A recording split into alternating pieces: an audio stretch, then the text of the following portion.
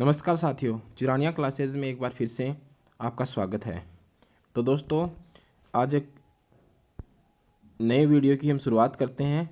Class 6 की जो science की बुक है वो हमने स्टार्ट कर रखी है और उसमें आज हम एक चैप्टर की बात करेंगे जिसका नाम है कोशिका सेल। तो देखिए, पढ़ते हैं हम हमारे चैप्टर की ओर। कोशिका सेल। देखिए दोस्तों, ये कोशिका वाला जो चैप्टर है वो आपके लिए रीड के लिए काफ़ी ज़्यादा इम्पोर्टेंट है, क्योंकि जनरली एक क्वेश्चंस जो है वो यहाँ से पूछा जाता है। इस बार भी जो रीट 2021 में जो कैंसिल हो गई उसमें भी एक क्वेश्चंस जो है वो आया था, और इससे पहले वाले जो रीट हुई थी 2018 में उसमें भी एक क्वेश्चंस आया था। तो एक क्वेश्चंस यहाँ से पूछे जाने की पूरी संभावना है।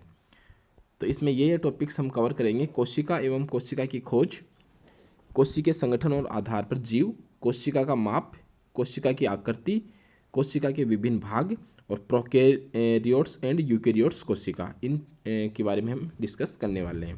तो सबसे पहले जानते हैं, इसमें मैं एक बात आपको भी बता दूं कि हम लोग जो है ये जो वीडियो हम पढ़ रहे हैं इनमें हम लोग पूरा चैप्टर नहीं पढ़ रहे, केवल जो इम्पोर्टेंट जो पॉइंट्स हैं उनको मैं पहले हाईलाइट करके लाता हूँ, फिर वही आपको पढ़ाता हूँ। अब देखना इसमें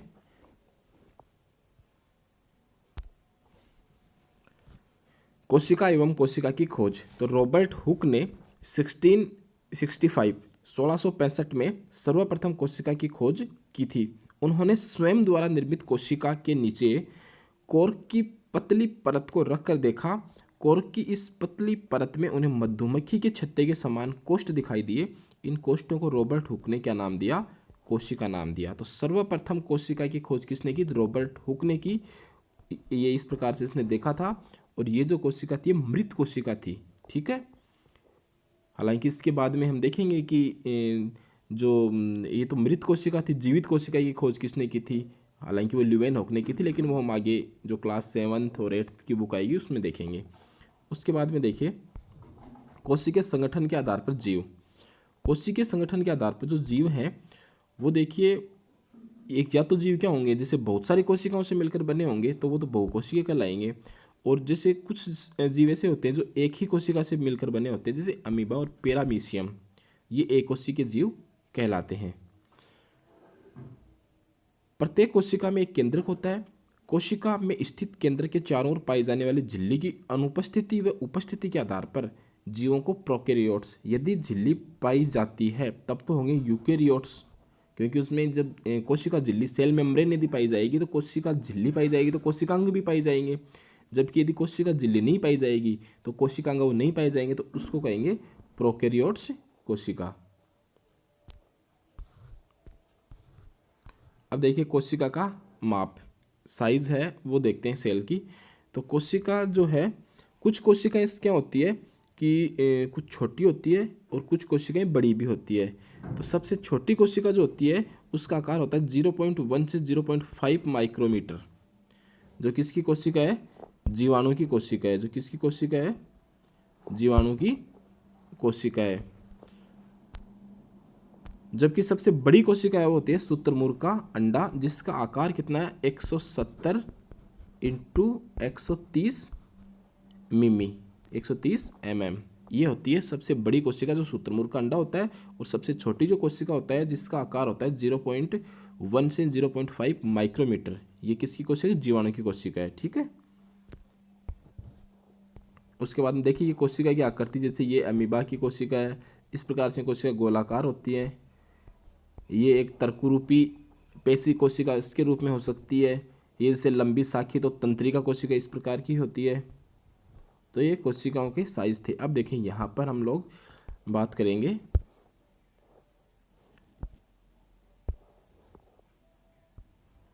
प्रत्येक सजीव की संरचनात्मक इकाई कोशिका है।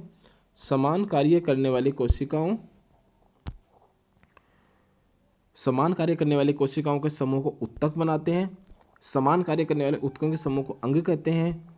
अंग से क्या होता है? तंत्र का निर्माण होता है। तंत्र से शरीर का निर्माण होता है। ये काफ़ी ज़्यादा इंपॉर्टेंट है। देखिए, सबसे पहले होती है कोशिका। कोशिका के बाद में टिश्यूज उत्तक होते हैं। उत्तक के बाद में ऑर्गन्स होते हैं, अंग होते हैं। और अंग के बाद में क्या बनता है? एक तंत्र बनता है। और तंत्र के बाद में क्या बनता है? शरीर बनता है। तो ये आपको ध्यान में रखना है, ये क्रम आपको ध्यान में रखना है। कोशिका, फिर ऊतक टिश्यूज, फिर अंग ऑर्गन्स, फिर अपना आएगा क्या तंत्र, और उसके बाद में क्या आएगा शरीर। ठीक है। अब देखना यहाँ कोशिका के विभिन्न भाग। जो कोशिका है के 3 मुख्य भाग होते हैं, जिसमें कोशिका झिल्ली सेल मेम्ब्रेन, कोशिका द्रव्य और केंद्रक। तो हम लोग बात करेंगे कोशिका झिल्ली की। यह कोशिका का बाहरी आवरण बनाती है, इसे प्लाज्मा झिल्ली भी कहते हैं। यह सरंध्र छिद्रयुक्त होती है और किसकी बनी होती है, वसा और प्रोटीन की बनी होती है। कोशिका झिल्ली कुछ चयनित पदार्थों को ही कोशिका में प्रवेश करने देती है तथा अनुपयोगी पदार्थों को बाहर निकालने में सहायक है, इसलिए इसको चयन पारगम्य झिल्ली भी कहते हैं ना। यह झिल्ली जंतु और पादप कोशिकाओं में एक जैसी होती है। कहने का मतलब कोशिका झिल्ली है वो दोनों में पाई जाती है। हालांकि कोशिका भित्ति है वो केवल और केवल किस में पाई जाती है, पादप कोशिका में पाई जाती है, वो जंतु कोशिका में नहीं पाई जाती। पादप कोशिका की इस झिल्ली के बाहर सेलुलोज पदार्थ का एक मोटा आवरण होता है, इसे कोशिका भित्ति कहते हैं। कोशिका भित्ति के कारण ही पादप कोशिकाओं की आकृति निश्चित होती है। कहने का मतलब ये कोशिका भित्ति जो है वो किस में पाई जाएगी, केवल और केवल किस में पाई जाएगी, पादप कोशिका में पाई जाएगी, जंतु कोशिका में नहीं पाई जाएगी। जबकि कोशिका झिल्ली जो है वो दोनों में पाई जाती है। किसकी बनी होती है, वसा और प्रोटीन की बनी होती है। और ये इसको चयन पारगम्य झिल्ली भी कहते हैं, और एक इसको प्लाज्मा झिल्ली भी कहा जाता है। ये कुछ इसके बारे में फैक्ट थे। उसके बाद में देखते हैं कोशिका द्रव्य। कोशिका झिल्ली और केंद्र के मध्य, जैसे मान लो ये कोशिका झिल्ली है और ये केंद्रक है, तो इन दोनों के मध्य जो पदार्थ भरा होगा उसको कहेंगे कोशिका द्रव्य। कोशिका झिल्ली और केंद्र के मध्य स्थित द्रव्य को कोशिका द्रव्य कहते हैं। यह एक जेली जैसा पदार्थ होता है। इसमें माइटोकॉन्ड्रिया, रिक्तिकाएं, गोल्जिकाएं, अंतर्परदवी जालिकाएं, हरित लवक जैसी संरचनाएं पाई जाती है। कोशिका द्रव्य में पाई जाने वाली इन संरचनाओं को क्या कहते हैं, कोशिकांग कहते हैं। उसके बाद में देखते हैं जैसे केंद्रक है, तो केंद्रक एक्चुअल में क्या है कि ये केंद्रक जो है वो सामान्यतः गोलाकार होता है, लेकिन जंतु कोशिका जो होती है ना उसमें तो लगभग, जैसे जंतु कोशिका उसमें तो ये लगभग मध्य में पाई जाता है। लेकिन पादप कोशिका जो होती है ना उसमें क्या होता है कि उसमें बड़ी बड़ी रिक्तिकाएं पाई जाती है, और इन रिक्तिकाओं के कारण जो केंद्र जो है ना वो एक साइड में पाया जाता है इसमें, यानी जो केंद्रक है वो बीच में नहीं पाया जाता है। यह सामान्यतः गोलाकार होता है। जंतु कोशिका में केंद्रक लगभग मध्य में पाया जाता है, जबकि पादप कोशिका में बड़ी रिक्तिकाओं के कारण केंद्रक जो मध्य में नहीं रखकर एक तरफ होता है। यह दोहरी इकाई झिल्ली द्वारा घिरा होता है। कौन सी झिल्ली द्वारा, दोहरी इकाई झिल्ली द्वारा घिरा रहता है। और एक बात इसमें यह आपको याद रखना है कि केंद्र में धागे के समान संरचनाएं होती है, जिन्हें क्या कहते हैं, गुणसूत्र कहते हैं। उसके बाद देखिए प्रोकैरियोट्स एंड यूकैरियोट्स। तो प्रोकैरियोट्स और यूकैरियोट्स को मैंने आपको बताया था कि किसे कहते हैं, प्रोकैरियोट्स, कि जिनमें जो है वो केंद्र के चारों केंद्र झिल्ली नहीं पाई जाती है। वो तो कौन से होते हैं, प्रोकैरियोट्स कोशिकाएं, तथा जिनमें जो है वो केंद्र के चारों केंद्र झिल्ली पाई जाती है उसे क्या कहते हैं, यूकैरियोट्स कोशिकाएं।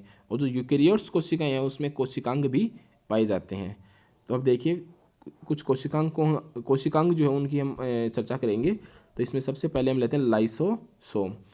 इसमें बहुत शक्तिशाली पाचक एंजाइम होते हैं। यह कोशिका क्षतिग्रस्त या मृत हो जाती है तो ये लाइसोसोम क्या होते हैं, फट जाते हैं, और पाचक एंजाइम अपनी ही कोशिका को पचा देते हैं, इसलिए इसे कोशिका की आत्मघाती थैली भी कहा जाता है। कहने का मतलब क्या हुआ कि ये जो लाइसोसोम है इसमें कुछ पाचक एंजाइम होते हैं, और कई बार क्या होता है कि जब ये क्षतिग्रस्त हो जाते हैं या मृत हो जाते हैं तो ये लाइसोसोम फट जाते हैं, और ये अपनी कोशिका जो अपनी सेल्स होती है उनका भी ये पाचन कर लेते हैं, इसलिए इनको आत्मघाती थैली के नाम से भी जाना जाता है। उसके बाद में देखिए नेक्स्ट है गोल्जिकाएं। ये झिल्लीयुक्त पट्टिकाएं होती है जो एक के ऊपर एक व्यवस्थित होती है। देखिए यहाँ आप देख पा रहे हैं गोल्जिकाएं इस प्रकार से ही होती हैं। झिल्लीयुक्त पट्टिकाएं होती है जो एक के ऊपर एक पाई जाती है, और इसकी खोज जो है सबसे पहले किसने की थी, कैमिलो गोल्जी नामक वैज्ञानिक ने किया था। ठीक है, तो ये आपको ध्यान में रखना है। अंतःपरदवी जालिका में संश्लेषित पदार्थ गोल्जी उपकरण में बंद किए जाते हैं एवं कोशिका के अंदर एवं बाहर विभिन्न क्षेत्रों में भेज दिए जाते हैं। तो ये है उसमें गोल्जिकाएं। उसके बाद में हम लोग बात करेंगे माइटोकॉन्ड्रिया। देखिए माइटोकॉन्ड्रिया क्या होती है कि दोहरी इकाई सी एक झिल्ली होती है। इसमें क्या होता है कि एक तो इसमें आपको याद रखना है कि इसमें छोटी छोटी वलय होती है। जैसे ये अपना माइटोकॉन्ड्रिया, इसमें जो वलय है छोटी छोटी, उन वलयों को करते हैं क्रिस्टी। ये क्वेश्चन पूछा गया है 2018 वाले रीट में किन वलितों को क्रिस्टी कहते हैं? माइटोकॉन्ड्रिया में जैविक ऊर्जा किसके रूप में होती है? एटीपी के रूप में होती है। जैविक ऊर्जा किस में होती है? एटीपी के रूप में होती है। इस कारण इसे कोशिका का शक्ति गृह या पावर हाउस भी कहते हैं। तो ये अपनी हो गई माइटोकॉन्ड्रिया। उसके बाद में देखिए हम लोग बात करेंगे अंतःपर्दवी जालिका। अंतःपर्दवी जालिका, तो इसमें देखिए हम लोग बात करें कि अंतःपर्दवी जालिका,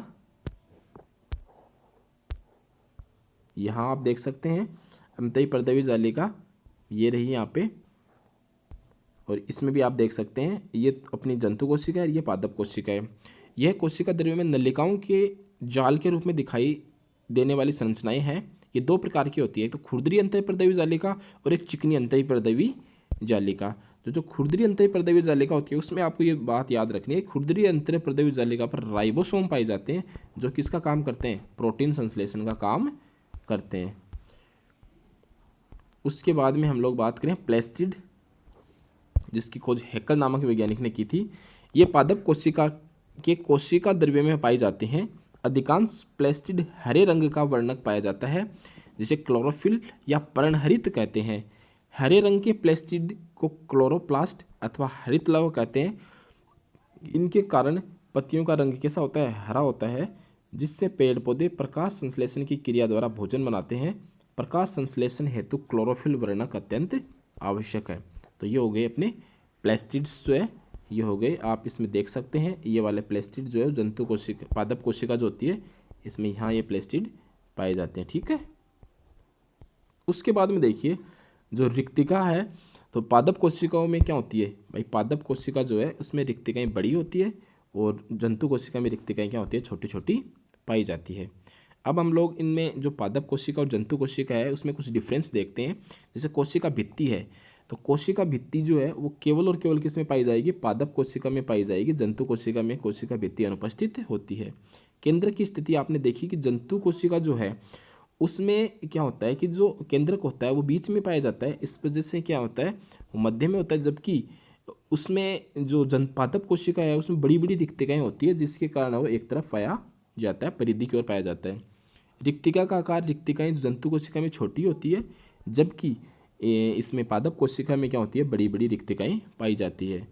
प्लेस्टिड्स आपने अभी देखा कि प्लेस्टिड केवल और केवल, क्योंकि उसमें क्लोरोफिल पाया जाता है प्रकाश संश्लेषण के लिए, तो वो केवल और केवल किस में? पादप कोशिका में होगा।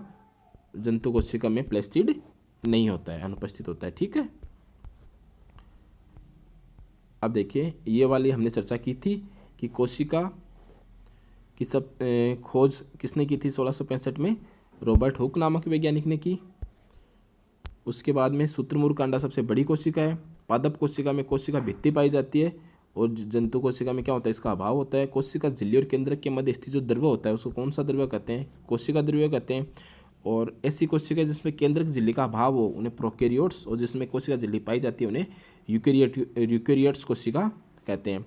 क्लोरोप्लास्ट हरित लवक में क्लोरोफिल वर्णक पाया जाता है, और केंद्रक में धागे के समान जो संरचनाएं होती हैं उन्हें क्या कहते हैं?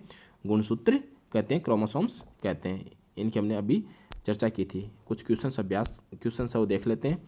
कोशिका की खोज किसने की? तो किसने की कोशिका की खोज?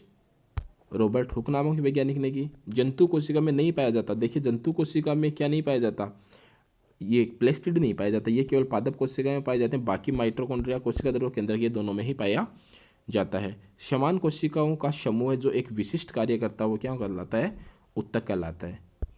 वो क्या कहलाता है? उत्तक कहलाता है। तो ये हमने इस चैप्टर में डिस्कस किया।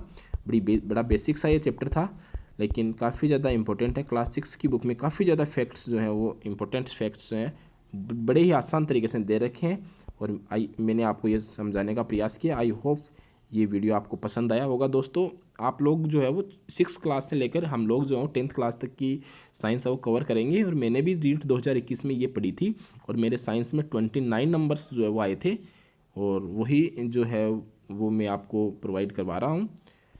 ठीक है दोस्तों, मिलते हैं एक नेक्स्ट वीडियो में। धन्यवाद।